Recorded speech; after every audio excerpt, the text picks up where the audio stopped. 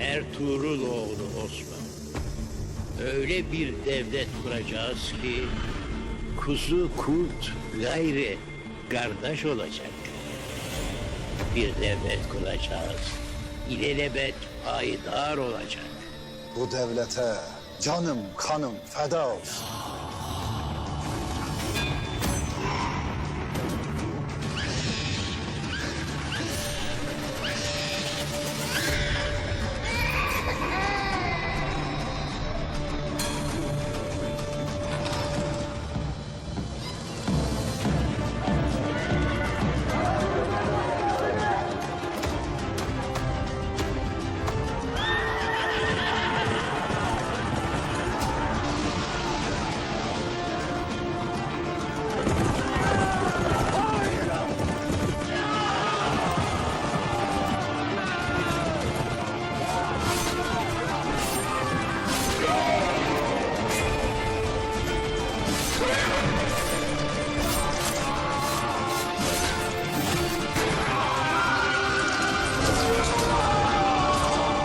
Kuruluş Osman yeni sezonuyla yakında ATV'de.